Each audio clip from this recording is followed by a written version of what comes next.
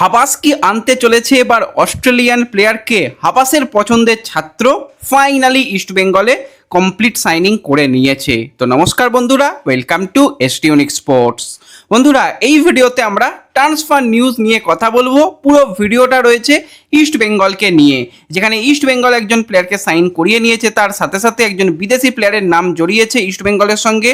তো সমস্তটা নিয়েই আলোচনা রয়েছে এই ভিডিওতে। পুরো ভিডিওটা দেখো, ভালো লাগলে লাইক শেয়ার করে দিও, আর যারা চ্যানেলে প্রথমবারের জন্য এসেছো মনে করে চ্যানেলটাকে সাবস্ক্রাইব আর ফলো করে নিও, তাহলে প্রিয় দলের খেলার সমস্ত আপডেট তোমরা এখানে পেয়ে যাবে।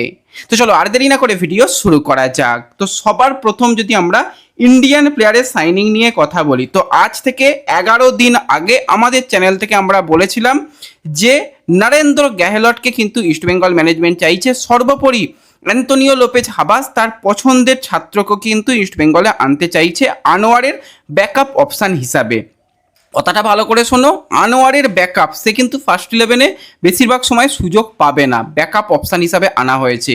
তো নরেন্দ্র গেহলটকে নিয়ে কিন্তু কিছু মানুষের মিশ্র প্রতিক্রিয়া রয়েছে, বিশেষত ইস্টবেঙ্গল সমর্থকদের। কারণ সেই ক্লেটন সিলভা এই নরেন্দ্র গেহলটের পা থেকে বল নিয়ে ওড়িশাকে গোল দিয়ে ইস্টবেঙ্গলকে সুপার কাপ জিতিয়েছিল। তো গেহলট ওইটা তো ভুল করেছে বলেই তো ইস্টবেঙ্গল ট্রফি জিতেছে। প্লেয়াররা তো ভুলভ্রান্তি হয়, সমস্ত প্লেয়ারের হয়। বিশ্বকাপের ফাইনালেই তো দেখলে যে আর্জেন্টিনা কত ভুলভ্রান্তি করলো। তো যাই হোক, সেই নরেন্দ্র গেহলটের যদি কথা বলি, বর্তমানে তার মাত্র 25 বছর বয়স এবং তার উচ্চতা যথেষ্ট ভালো, 6 ফুট 2 ইঞ্চি মতন তার উচ্চতা রয়েছে এবং দীর্ঘদিন ইন্ডিয়ান ফুটবলের সঙ্গে পরিচিত মুখ। সেখানে আইএসএলে তার যদি এক্সপিরিয়েন্স নিয়ে কথা বলি, টোটাল কিন্তু 88টা মতন তার ম্যাচ খেলা হয়ে গেছে। এছাড়া কিন্তু ইন্ডিয়ান ফুটবল লিগে বেশ কিছু ম্যাচ খেলেছে। ক্লাব ক্যারিয়ারে 111 ম্যাচ খেলেছে। জামশেদপুরের জার্সি গায়ে তার 36 ম্যাচ খেলার অভিজ্ঞতা এবং লিগ শিল্ড জয়ের অভিজ্ঞতা রয়েছে। ওড়িশা এফসির হয়ে 51 ম্যাচ খেলার অভিজ্ঞতা এবং সেখানেও কিন্তু সুপার কাপ জয়ের অভিজ্ঞতা রয়েছে। ইন্ডিয়ান অ্যারোস দলে যুক্ত ছিল এবং অবশ্যই কিছু প্লেয়ারদের সঙ্গে তার খুব ভালো সম্পর্ক রয়েছে যারা বর্তমানে ইস্টবেঙ্গলে খেলছে, লাইক আনোয়ার আলী, লাইক জিকসান সিং। তাদের সঙ্গে কিন্তু এই নরেন্দ্র গেহলটের খুব ভালো সম্পর্ক। তারা কিন্তু এই একই সময় তাদের জার্নি শুরু করেছিল এবং নরেন্দ্র গেহলট কিন্তু জাতীয় দলেরও ডাক পেয়েছিল। জাতীয় দলের হয়েও কিন্তু তার কিছু ম্যাচ খেলার অভিজ্ঞতা রয়েছে। সিনিয়র ফুটবল দলের হয়ে কিন্তু তার 4 ম্যাচে 1টি গোল রয়েছে।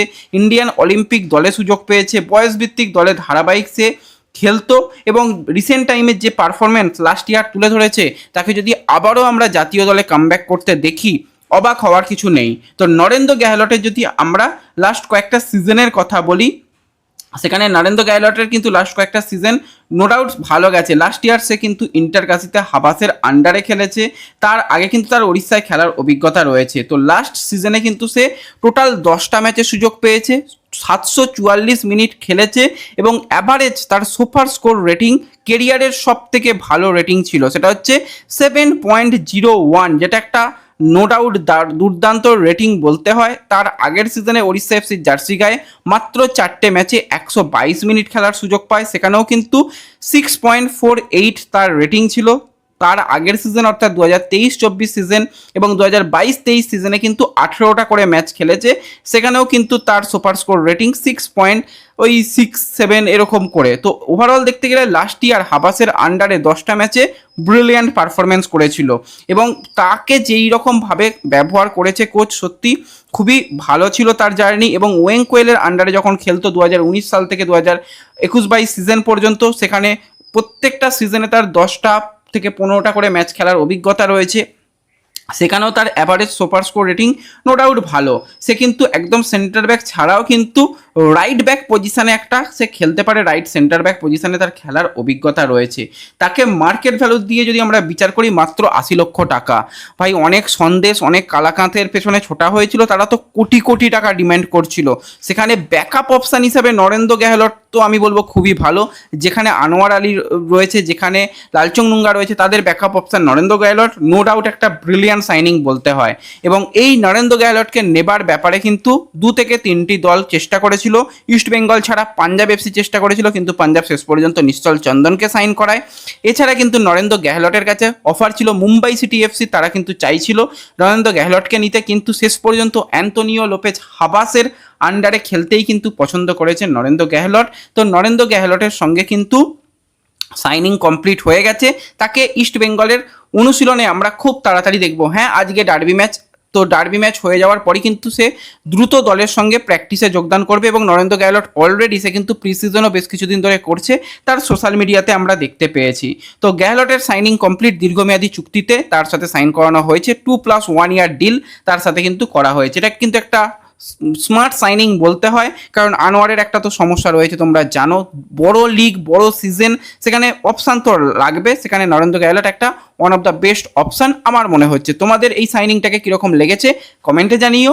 তো এরপর আমরা যদি বিদেশিদের নিয়ে কথা বলি, তো ইস্ট বেঙ্গল কিন্তু অ্যাটাকিং লাইনের প্লেয়ার আনতে চাইছে না, সে স্ট্রাইকার হবে না, না সে অ্যাটাকিং মিডফিল্ডার হবে না, না সে সেকেন্ড স্ট্রাইকার হবে, এমন একজন প্লেয়ার হবে যাকে দুটো wing, second striker, attacking midfield, second striker ছাড়াও কিন্তু তাকে একদম বক্স স্ট্রাইকার হিসাবেও খেলানো যেতে পারে। ভার্সেটাইল রোল কিন্তু চাইছে সেক্ষেত্রে অ্যান্তোনিও লোপেজ হাবাস, কারণ এশিয়ার মঞ্চে খেলতে গেলে কিছু কিছু ম্যাচে উইঙ্গার কাম স্ট্রাইকার তাদের খেলানোর প্রয়োজন পড়ে। তো সেই রকমভাবেই কিন্তু একজন প্লেয়ারের সঙ্গে এখন জল্পনা শুরু হয়েছে। তো সেই প্লেয়ার আগে কে একটু জানি বলি, 28 বছর বয়সী অস্ট্রেলিয়ার উইঙ্গার কাম অ্যাটাকার রিনো পিসকোপো। তো এই রিনোর যদি আমরা কথা বলি, সে অস্ট্রেলিয়ার আন্ডার-23 দলে সুযোগ পেয়েছিল। অস্ট্রেলিয়া ছাড়াও কিন্তু তার কাছে ইটালির সিটিজেনশিপ রয়েছে, ইটালির হয়ে আন্ডার-15 থেকে আন্ডার-17 সে ধারাবাহিক ম্যাচ খেলার সুযোগ পায়। অস্ট্রেলিয়ার হয়ে কিন্তু আন্ডার-23 দলে সুযোগ পেয়েছিল এবং অস্ট্রেলিয়ার হয়ে অলিম্পিক দলেরও সুযোগ পেয়েছিল এই রিনো।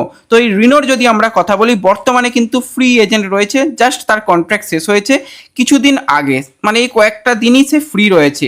সে লাস্ট সিজনগুলোতে কিন্তু খেলছিল এ লিগে টোটাল কিন্তু 121 ম্যাচে 12 গোলের সাথে রয়েছে 16টা অ্যাসিস্ট। আবারও বলছি, সে কিন্তু স্ট্রাইকার নয়, তার মেন পজিশন লেফট উইং ছাড়াও রাইট উইংয়ে খেলতে পারে, attacking midfielder, second striker, left midfielder, right midfielder, এমনকি তাকে সেন্ট্রাল অ্যাটাকিং মিডফিল্ডার পজিশনেও তোমরা ভাবনা চিন্তায় রাখতে পারো। তো সেখানে এ লিগে কিন্তু এই পারফরমেন্স করেছে। এছাড়া কিন্তু যদি আমরা কথা বলি, সে আরও যেখানে খেলেছে সিরিয়া সিবিতে, সেখানে কিন্তু 49 ম্যাচে 4 গোলের সাথে রয়েছে 5টা অ্যাসিস্ট। তো টোটাল ক্লাব কেরিয়ারে কিন্তু রয়েছে 220 ম্যাচে 22 গোল 21টা অ্যাসিস্ট, যেটা কিন্তু একটা অ্যাটাকিং লাইনের প্লেয়ারের জন্য ঠিকঠাক বলতে হয়। এবং প্লেয়ারটার এজ যেটা দেখা যাচ্ছে, তার এজ কিন্তু রয়েছে বর্তমানে 28 বছর, সেটাও কিন্তু ঠিকঠাক, সব কিছু ঠিকঠাক রয়েছে। তাহলে সমস্যার জায়গা কোথায় বা দুশ্চিন্তার জায়গা কোথায়, সেটা ইস্টবেঙ্গল সমর্থকরা প্রথমেই ভাববে যে প্লেয়ারটা ইনজুরি কেমন পেয়েছে। ভাই, ইনজুরি হিস্ট্রি যেটা দেখলাম, সেটা দেখে কিন্তু আমার একটুখানি হলেও চিন্তা লাগছে।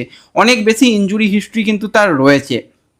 হ্যাঁ, ইনজুরির জন্য সেই বিশাল সে ম্যাচেস মিস করেছে সেরকম কিছু নয়।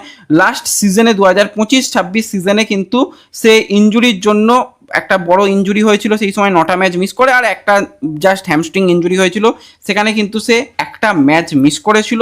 তো টোটাল কিন্তু সে 2025-26 সিজনে এই ম্যাচগুলো মিস করেছিল এবং একটা সময় কিন্তু 2025-26 সিজনে সে মোটামুটি 100 দিন মাঠের বাইরে ছিল। তার কিন্তু একটা আননোন ইনজুরি ছিল, যেখানে কিন্তু তাকে ইনজুরির জন্য ভুগতে হয়েছিল বেশ অনেকগুলো ম্যাচ, 11টা মতন ম্যাচ। তার আগে 2024-25 সিজনে তাকে দুবার ইনজুরির মধ্যে পড়তে হয়েছিল, যেখানে একবার 3টে ম্যাচ, একবার একটা ম্যাচের জন্য সে খেলতে পারেনি। তো লাস্ট সিজনের দিকে তাকালে সেটাই হচ্ছে মেন ব্যাপার, সেখানে একটা সময় 100 দিন সে মাঠের বাইরে ছিল, যেটা একটা অনেকটা সময়। তো ওই 2-1 দিন 2-4 দিন বা যদি 7 দিন 10 দিনও হয়, সেটা হয়, সেরকম ইনজুরি তো রয়েছে। কিন্তু বড় ইনজুরির মধ্যে তার দেখা যাচ্ছে ওই 100 দিনের একটা ইনজুরি রয়েছে, তার আগে তার কাপ মাসেলের একটা প্রবলেম ছিল, সেখানে 25 দিনের একটা ইনজুরি হয়েছে।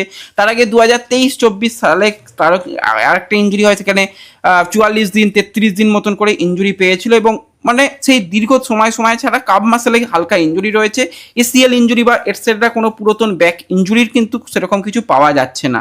তো দেখতে গেলে প্রোফাইলগত দিক থেকে টপ নচ প্রোফাইল বলতে হয়। মার্কেট ভ্যালু মোটামুটি 3 কোটি টাকা। হ্যাঁ, এত টাকা তাকে দেওয়া হবে না, সে এত টাকা পাবেও না, কিন্তু তার কোয়ালিটি রয়েছে। এরকম প্লেয়ারকে এশিয়ার মঞ্চে অবশ্যই ইস্টবেঙ্গলের প্রয়োজন রয়েছে। প্লেয়ারটা অস্ট্রেলিয়ান সিটিজেনশিপ ছাড়াও কিন্তু তার বললাম যেটা ইটালির সিটিজেনশিপ রয়েছে। তো এই রকম প্লেয়ার এলে কিন্তু ভালোই হবে। তো প্রোফাইলগত দিক থেকে কীরকম লাগছে তোমাদের কমেন্টে জানিও। কথাবার্তা চলছে, সাইনিংয়ের কোনো খবর নেই। যদি সাইন হয় অবশ্যই সেটা তোমাদের সঙ্গে আমাদের সোশ্যাল মিডিয়া পেজে শেয়ার করে দেবো। তাই যারা এখনও আমাদের সোশ্যাল মিডিয়া পেজে যুক্ত হওনি, ডেসক্রিপশন বক্সের লিঙ্ক থেকে হোয়াটসঅ্যাপ, টেলিগ্রাম, ফেসবুক, ইনস্টাগ্রামে জয়েন হয়ে যেও, তাহলে প্রিয় দলের সমস্ত লেটেস্ট আপডেট পেয়ে যাবে। তো এই ভিডিওতে এই আপডেটগুলোই দেওয়ার ছিল। ভালো লাগলে লাইক শেয়ার করে দিও। দেখা হবে পরবর্তী ভিডিওতে। ধন্যবাদ।